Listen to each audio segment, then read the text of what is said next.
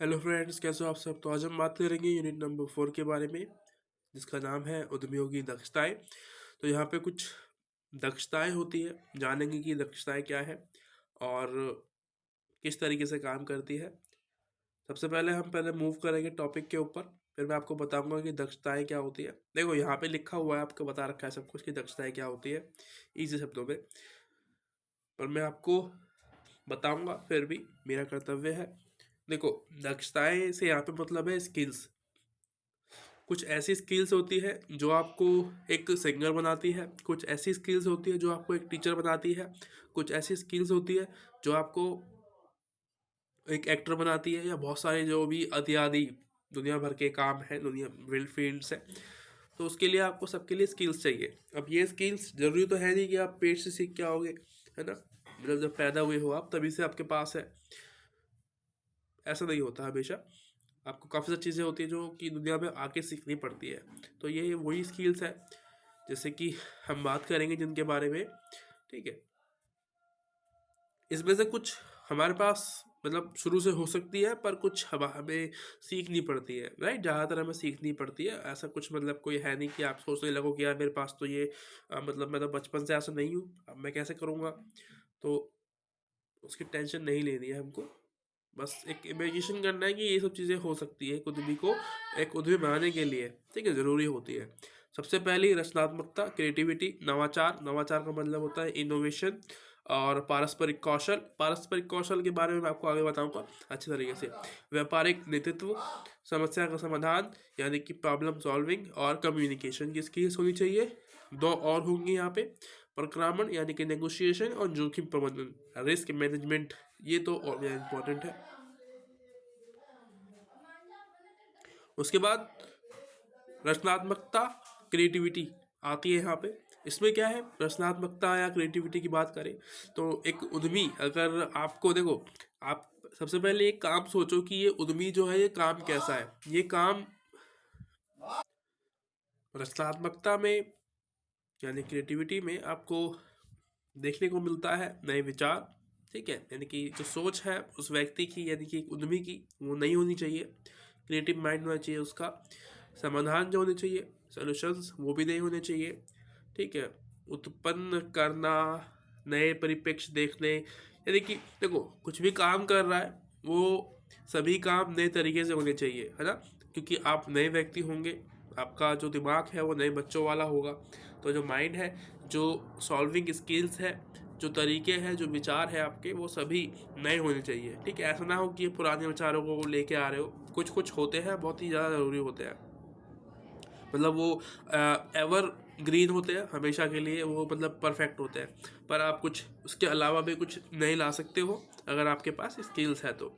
रचनात्मकता वाली स्किल्स सबसे पहली हमने देख ली है यहाँ पे। उसके अलावा कुछ और भी यहाँ पे लिखा हुआ है, ये आप पढ़ लेना एग्जाम के टाइम पे, ये आपका बहुत काम आएगा। जो पॉइंट्स लिखे हुए हैं ना ये, और ये भी लिखे हुए हैं, ये भी आप पढ़ लेना। और आएगा फिर नवाचार, सेकंड टॉपिक है हमारा इनोवेशन। इनोवेशन से मतलब होता है जो भी आपके पास होता है, ठीक है। जैसे कि हमारे पास अभी ये मोबाइल है, ठीक है।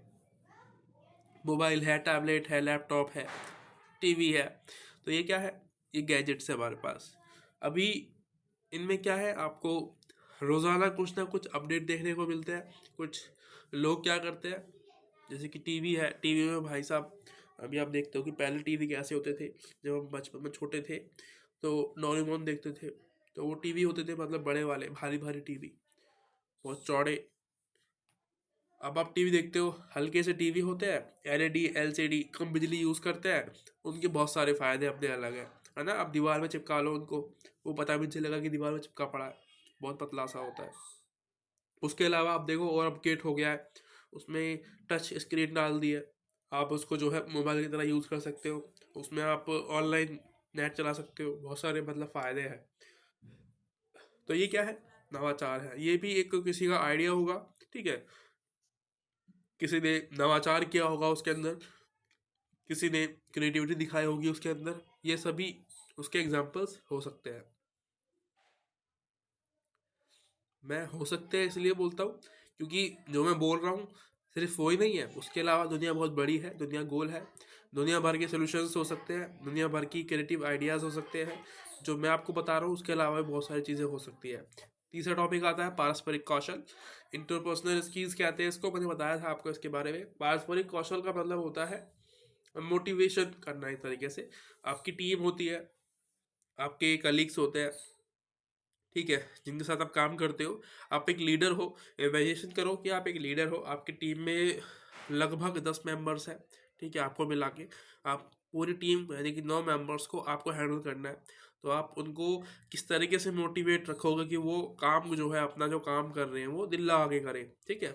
उसको कहते हैं पारस्परिक कौशल, इंटरपर्सनल स्किल्स। ये बहुत ज़रूरी होती है, ठीक है। आपको काम लेना आना पड़ेगा, ठीक है, सीखना पड़ेगा कि भाई किसी व्यक्ति से काम कैसे ले, अपनी टीम को कैसे मोटिवेट रखें ताकि वो जो काम है उनका वो दिल लगा के करे। काम तो करेंगे वो लोग क्योंकि पैसे मिल रहे हैं उनको, लेकिन दिल लगा के काम करवाना है इसलिए, ताकि आप, क्योंकि आपको उनसे अच्छा आउटपुट चाहिए, ठीक है। तो उसके लिए आपको ये सब चीज़ें आनी पड़ेगी, सीखनी पड़ेगी, जैसे कि पारस्परिक स्किल्स है। उसके अलावा यहाँ पे कुछ तरीके हैं जिससे कि आप अपनी टीम के लिए एक आइडल बन सकते हो, जैसे कि कन्फ्लिक्शन रेजोल्यूशन। एक लोगों के बीच में भेदभाव होता है, टीम रहती है, देखो टीम है, सबकी सोच अलग अलग होती है। आप कहीं पे काम करते हो, फैमिली में भी देख लो, फैमिली में आपके फैमिली में बहुत सारे सिबलिंग्स होंगे जिनकी सोच आपसे अलग होगी, जो आपसे बात नहीं करते हो, कभी कभी किसी किसी बात पे रूठ जाते हैं। तो वो क्या है, कन्फ्लिक्शन आते हैं, हमारे बीच में लड़ाइयाँ होती है, लेकिन फिर भी हम एक साथ रहते हैं, है ना। तो ये क्या है, समाधान निकालना बहुत ज़रूरी है उन सब चीज़ों का, कि भाई अगर लड़ाइयाँ हो रही है तो वो समाधान निकाले उन दोनों के बीच में, कि भाई कोई बात नहीं, टीम है, सबके विचार अलग अलग है, पर हमें इससे ये नहीं है कि हम अलग अलग हो जाए, काम को छोड़ दें, काम ना करें, पर हमें काम करना चाहिए और हमें एक साथ रह के काम करना है, इस तरीके से।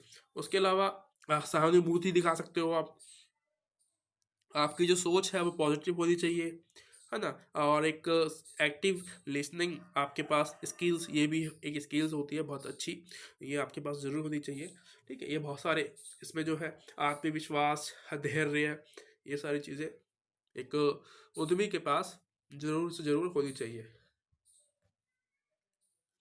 मेरी ना सांस फूल रही है क्योंकि मेरी नाक बंद है, जुकाम है मुझे बहुत तेज़, पर मैं बोलने की कोशिश कर रहा हूँ, इसलिए मेरे जो सांस है ज़्यादा चल रही है मुंह से, क्योंकि सांस लेने पड़ रही है, बोल भी मुंह से रहा हूँ तो दिक्कत हो रही है।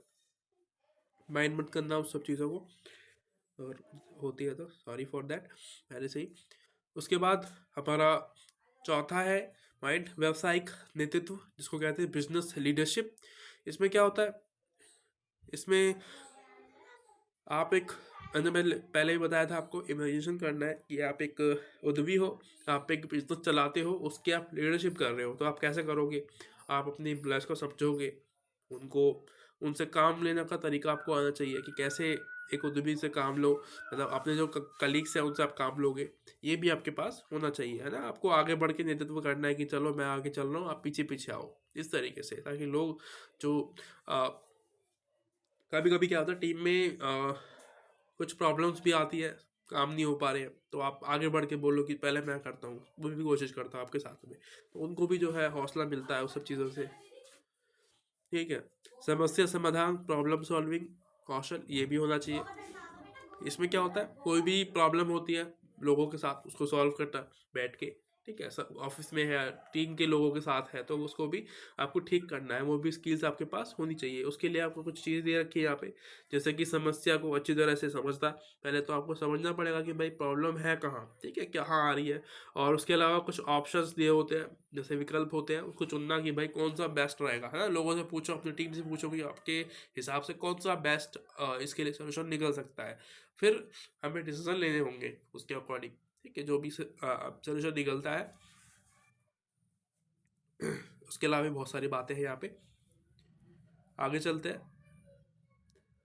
संप्रेषण, कम्युनिकेशन, ये तो और ज़्यादा इंपॉर्टेंट है। देखो जितने भी अब तक हमने पढ़े हैं, ये आप कह सकते हो कि जनरल है, हमारी कॉमन लाइफ में भी ये चीज़ें इम्प्लीमेंट होती है, ज़रूरी है ना। आप घर पे भी रहते हो, आप कभी भी किसी भी काम में जाओगे, बेशक आप बिजनेस ना करो, पर वैसे भी आप जॉब करोगे तब भी आपको ये सब चीज़ों की जरूरत पड़ेगी ही पड़ेगी, ठीक है। तो ये सीखना इंपॉर्टेंट है। संप्रेषण कौशल यानी कि कम्युनिकेशन स्किल्स। देखो कम्युनिकेशन स्किल्स से मतलब सिर्फ बात करना नहीं है, कम्युनिकेशन स्किल्स अगर आपको सीखनी है ना, तो आप एक व्यापारी को देखो, आप एक जो ऑफिस में बैठा व्यक्ति है उसको देखो, आप एक जो सेल करता है ना सामान, जो भी मतलब मार्केट में बैठा है, खड़ा है, जो अपना सामान सेल कर रहा है, लोगों को बता के उसकी खासियत, वो एक कम्युनिकेशन स्किल्स उसके पास है, बहुत अच्छी स्किल्स है। यानी कि जो अपने ग्राहकों को रुझा ले, जैसे कि एड्स देखते हैं ना हम, तो दुनिया भर की ऐड देखते हैं, कुछ ही ऐड होती है जो हमको अट्रैक्ट करती है कि भाई ये सामान अच्छा लग रहा है ना, इसकी खासियत अच्छी है। तो ये जो है इसी को कहते हैं हम कम्युनिकेशन स्किल्स, जो कि किसी को भी एक मतलब कुछ भी बेच सके, उसको कम्युनिकेशन स्किल्स कहते हैं। बेचता जो है कम्युनिकेशन स्किल्स के ऊपर ही डिपेंड होता है। तो ये भी जो है इम्पोर्टेंट होता है, यानी कि आप बात अपनी कैसे कह रहे हो, ये आपके लिए कम्युनिकेशन स्किल्स है। अगर आप अपनी बात समझा पा रहे हो सामने वाले बंदे को, तो वो कम्युनिकेशन स्किल्स है। ठीक है, ये बहुत ज़रूरी है इसके अंदर, क्योंकि देखो आपको काम बताना पड़ेगा, ठीक है, काम लेना पड़ेगा। उसके लिए आपके पास एक तरीका होना चाहिए काम लेने के लिए, कि सर आप क्या पता है, मतलब आपके जो कलीग्स हैं जो आपके लिए काम कर रहे हैं, उनसे भी काम लेने का तरीका होता है कि आप क्या आप ये काम कर दोगे, क्या ये कर दोगे, इस तरीके से आप तरीके से पोलाइटली तमीज़ से बात करनी होती है।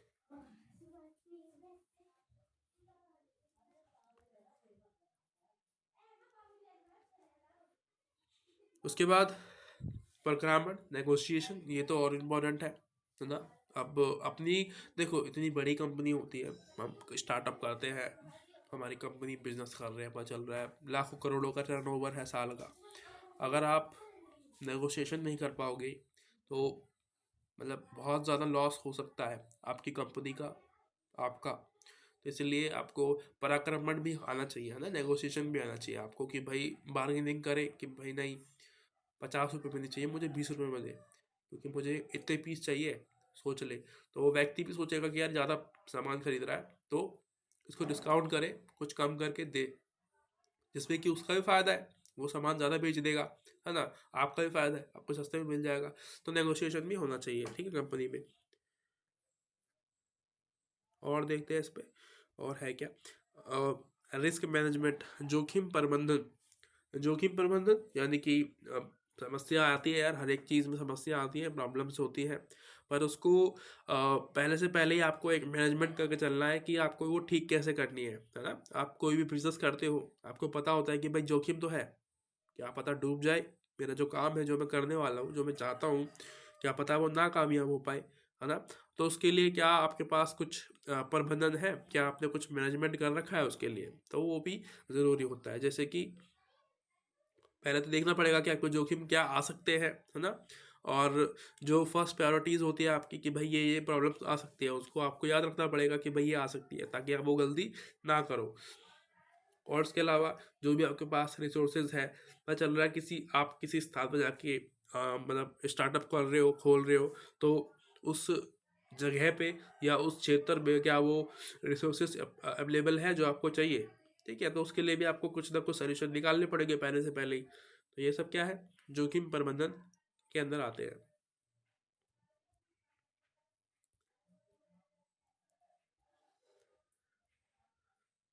तो इसी के साथ ये चैप्टर ख़त्म हो जाता है। मैंने कोशिश की है आपके जो डाउट्स हैं वो क्लियर हो जाए अच्छे तरीके से। इसके बारे में देखो इतना मुश्किल चैप्टर नहीं है, पर इम्पॉर्टेंट चैप्टर ज़रूर है, क्योंकि यहाँ सवाल आते हैं। मैंने आपको दिखा दिया था कि भाई ऐसे से ही बन सकते हैं सवाल, क्योंकि देखो क्रिएटिव जो लिखा हुआ था इम्पोर्टेंट, मैंने लिखा हुआ था हमें कि इम्पोर्टेंट है, तो वहाँ से सवाल आपके आ सकते हैं, कोई बड़ी बात नहीं है ना। कभी क्या पता आपसे दक्षताएँ पूछ ले, दक्षताओं का मतलब आपको सब कुछ पूछ लेगा वो, कि भाई क्या है दक्षता का मतलब, क्या है, क्या क्या चीज़ें इसके अंदर आते हैं, कौन से एरियाज, क्या स्किल्स चाहिए एक व्यक्ति को, जैसे ये है क्रिएटिविटी, सिंगल ये पूछ सकता है, या इसके साथ में जो इनोवेशन वाला एक टॉपिक था वो भी पूछ सकता है। तो वही वो नहीं है, दक्षताओं में पूछ सकता है, आपसे सभी पूछ लेगा कि बताओ जितने भी आपने पढ़े हैं वो बता दो, ठीक है। जो याद होंगे आपको बताओगे, आप 5 6 7 पढ़े हैं हमने, लगभग 5 याद हो जाएंगे आपको, तो आपका काम हो जाएगा, ठीक है। तो ये हो गया आपका चैप्टर ख़त्म। मिलते हैं अगले वीडियो में। थैंक यू सो मच, तब तक के लिए बाय बाय।